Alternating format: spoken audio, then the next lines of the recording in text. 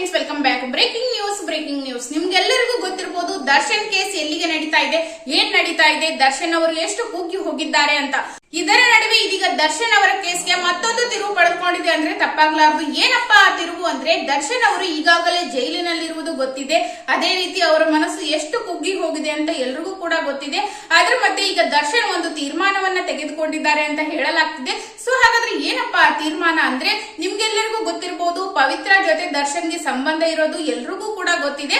ಅದೇ ರೀತಿ ದರ್ಶನ್ ಅವರು ಕೂಡ ಅದೇ ಕಾರಣಕ್ಕೆ ಈ ಕೊಲೆ ಮಾಡಿದಾರೆ ಅನ್ನೋದು ಕೂಡ ಎಲ್ರಿಗೂ ಗೊತ್ತಿದೆ. ಸೊ ಆದ್ರೆ ಇದರ ಮಧ್ಯೆ ಇದೀಗ ಒಬ್ಬ ಸ್ಪೆಷಲ್ ವ್ಯಕ್ತಿ ಎಂಟ್ರಿ ಆಗಿದ್ದಾರೆ. ಆ ವ್ಯಕ್ತಿಯ ಮುಖಾಂತರ ಈಗ ದರ್ಶನ್ ಅವರು ಪವಿತ್ರ ಗೌಡ ಅವರ ಜೊತೆ ಇರೋದನ್ನ ಬಿಡಬೇಕಾಗಿದೆ. ಅಂದ್ರೆ ಪವಿತ್ರ ಅವರನ್ನ ನಾನು ತೋರಿತೀನಿ, ಅವರನ್ನ ಇನ್ನು ಮುಂದೆ ನಾನು ಇರಲ್ಲ, ಅವ್ರ ಜೊತೆ ನಾನು ಇನ್ ಮುಂದೆ ಇರೋಲ್ಲ, ನಾನಾಯ್ತು, ನನ್ನ ಮನೆ ಆಯ್ತು, ನನ್ನ ಮಕ್ಕಳಾಯ್ತು ಅಂತ ಈ ರೀತಿ ಒಂದು ತೀರ್ಮಾನ ತೆಗೆದುಕೊಂಡಿದ್ದಾರೆ ಅಂತ ಆ ಒಂದು ನಿಗೂಢವಾದ ವ್ಯಕ್ತಿಯ ಮೂಲಕ ಈಗ ಎಲ್ಲೆಡೆ ಕೂಡ ಪ್ರಚಾರ ಆಗ್ತಾ ಇದೆ. ಸೊ ಹಾಗಾದ್ರೆ ಆ ವ್ಯಕ್ತಿ ಯಾರು?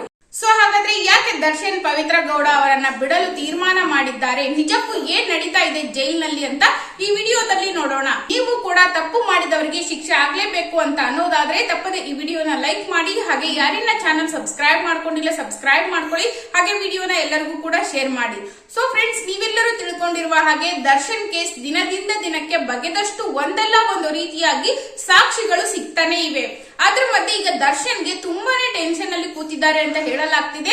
ಅವ್ರಿಗೆ ದಿನದಿಂದ ದಿನಕ್ಕೆ ಒಬ್ರಲ್ಲ ಒಬ್ರು ಹೋಗಿ ಮಾತಾಡ್ಸ್ಕೊಂಡ್ ಬರೋದಾಗಿರ್ಬೋದು, ಅಥವಾ ಯಾವುದೇ ಒಂದು ರೀತಿಯಾಗಿರ್ಬೋದು ಅವರಿಗೆ ಟಾರ್ಚರ್ ಶುರುವಾಗಿದೆ ಅಂತ ಹೇಳ್ಬೋದು. ಸೊ ಯಾವ ರೀತಿ ಅಂದ್ರೆ, ಅವರು ಜೈಲಲ್ಲಿ ಒಬ್ಬರೇ ಕೂತ್ಕೊಂಡ್ ಬಿಟ್ಟಿದಾರಂತೆ, ಯಾರ ಜೊತೆನೂ ಮಾತನಾಡ್ತಿಲ್ವಂತೆ. ಹಾಗೇನೆ ತಾವಾಯ್ತು ತಮ್ಮ ಪಾಡಾಯ್ತು ಅಂತ ಬುಕ್ಸ್ ಓದೋದಾಗಿರ್ಬೋದು, ಈ ರೀತಿ ಮೌನವಾಗ್ಬಿಟ್ಟಿದ್ದಾರೆ ಅಂತ ಹೇಳಲಾಗ್ತಿದೆ. ಅದರ ಮಧ್ಯೆ ಮೊನ್ನೆ ದಿನ ನಟ ಧನ್ವೀರ್ ಅವರು ಹೋಗಿ ಮಾತಾಡ್ಸ್ಕೊಂಡ್ ಬಂದಿದ್ದಾರೆ. ನಿನ್ನೆ ದಿನ ನಟಿ ಸಮಂತಾ ಅವರು ಹೋಗಿ ಮಾತಾಡ್ಸ್ಕೊಂಡ್ ಬಂದಿದ್ದಾರೆ. ಈಗ ನಟಿ ಸಮಂತಾ ಮತ್ತು ಪವಿತ್ರ ಗೌಡ ಮತ್ತು ದರ್ಶನ್ ಅವರ ಮೂರು ಜನಗಳ ಮಧ್ಯೆ ಕಾನ್ವರ್ಸೇಷನ್ ನಡೆದಿದೆ. ಸೊ ಅದರಲ್ಲಿ ಏನಾಗಿದೆ ಅಪ್ಪ ಅಂದ್ರೆ, ಸಮಂತಾ ಅವ್ರ ಮುಂದೆ ಏನ್ ಹೇಳಿದ್ದಾರೆ ದರ್ಶನ್ ಅಂದ್ರೆ, ನಾನಾಯ್ತು, ನನ್ನ ಸಂಸಾರ ಆಯ್ತು, ನನ್ನ ಹೆಂಡತಿ ಆಯ್ತು, ನನ್ನ ಮಕ್ಕಳಾಯ್ತು, ಇನ್ ಮುಂದೆ ಯಾರ ಉಸಾಬರಿಗೂ ನಾನು ಹೋಗಲ್ಲ, ನನ್ನಷ್ಟಕ್ಕೆ ನಾನು ಇದ್ದು ಬಿಡ್ತೀನಿ ಅಂತ ಹೇಳ್ಕೊಂಡಿದ್ದಾರೆ ಅಂತ ಒಂದು ಮೂಲಗಳು ಹೇಳ್ತಾ ಇವೆ.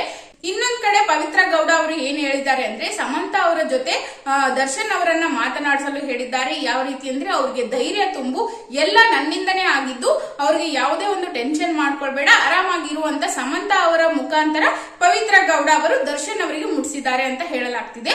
ಅದೇ ರೀತಿ ದರ್ಶನ್ ಅವರಿಗೆ ಈಗ ಪಶ್ಚಾತ್ತಾಪ ಆಗಿ, ನಾನು ಮುಂದೆ ಯಾರ ಉಸಾಬರಿಗೂ ಹೋಗಲ್ಲ, ಪವಿತ್ರ ಗೌಡನ ಮುಖನೇ ನೋಡಲ್ಲ, ನಾನು ಅವ್ರ ಜೊತೆ ಸಂಬಂಧವನ್ನ ಬಿಟ್ಬಿಡ್ತೀನಿ ಅಂತ ದರ್ಶನ್ ಅವರು ಹೇಳ್ಕೊಂಡಿದ್ದಾರೆ ಅಂತ ಹೇಳಲಾಗ್ತಿದೆ.